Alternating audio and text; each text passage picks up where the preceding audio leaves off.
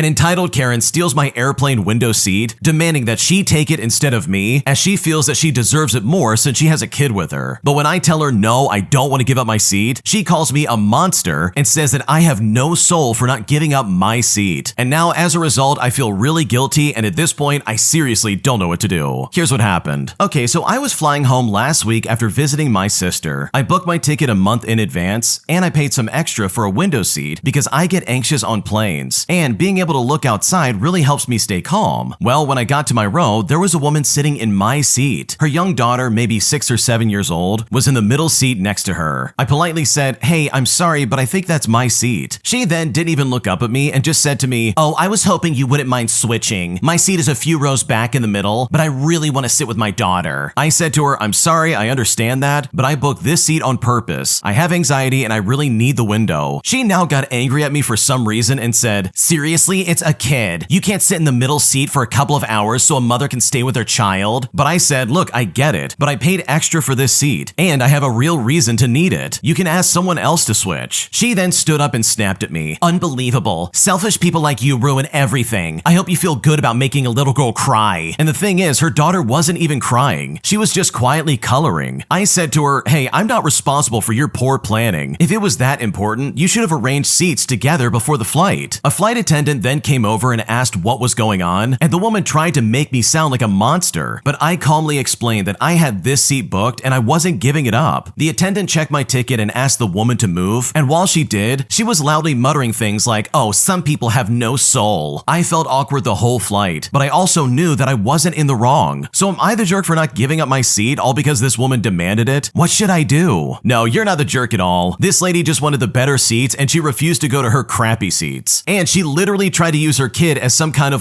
guilt-tripping tactic just so she would get her way, especially when she was like, "Oh, good job on making a little girl cry." Meanwhile, her daughter doesn't even know what's going on. She's coloring on some paper or something like that. Seriously, I can't stand people like this. This Karen was completely out of line for doing that. We live in a day and age where literally you know exactly where you're supposed to sit on an airplane. So for her to be like, "Oh my God, I can't believe that you would do this to my kid." It's like, seriously, lady, I can't believe that you're doing this to me. Look at the way you're acting for a second. You're coming into my section and trying to take my seat and trying to act like I'm the one with the problem. Dude, what are you talking about? So yeah, this whole scenario is incredibly stupid, and honestly, if I was in your shoes, I would have done the exact same thing. If you like Am I the Jerk, you're probably going to love Am I the Genius. Check it out, link down below in the description. Also, go to amithejerk.com/submit if you would like to submit your own stories. My Karen manager gets on my case about clocking in 1 minute early, as she screamed at me that it's company policy that I have to be here on my scheduled time. So I decided to maliciously comply by literally making her life and everybody else's life a living nightmare by refusing to clock in until exactly on the second I was supposed to be there, resulting in me getting Employee of the Month, as well as this Karen's stupid policies changing forever. Here's what happened. Okay, so I used to work at this retail job where everything was so micromanaged it was obnoxious. We had a clipboard for literally everything. One day, I get pulled aside by my manager, let's call her Karen with a clipboard for the sake of the story, and she pulled me aside because I clocked in 1 minute early, not 10 minutes and not even 5, 1 single minute. She then says to me, "Company policy says that you can't clock in until your scheduled time, not a second before." And I just say to myself, okay, so what do I do with this information? I make it my life's mission to follow that rule to absolute perfection. From that day on, I would stand in front of the clock-in tablet like a soldier guarding the gates of time. I had my phone in hand, the stopwatch running, eyes locked on the second hand, and I wouldn't press that button until the exact millisecond my shift started. Not a moment early and not a moment too late. I was time itself. And if there was a line of coworkers behind me trying to clock in, well, too bad, they can wait. Company policy, baby. Karen with a clipboard starts getting annoyed. She says to me, "Can't you just be ready to work when you arrive?" I said to her, "No, Karen, I'm not scheduled to exist as an employee until 9 o'clock in the morning. Until then, I'm just a guy in khakis loitering." Fast forward 2 weeks and corporate visits the store. And guess who has the most perfect attendance and punctuality report they've ever seen? And also guess who gets Employee of the Month? That's right, me on both occasions. And while we're at it, guess who suddenly changes the policy so you're allowed to clock in up to 5 minutes early? That's right, my Karen boss. So truly, it felt good to get back at her in such a petty way because this lady absolutely deserved it. Oh man, this Karen seriously was completely out of line in my opinion, because if someone clocks in a minute early, it really is not that big of a deal. Because the original poster has it right. It's not like they were 10 minutes early or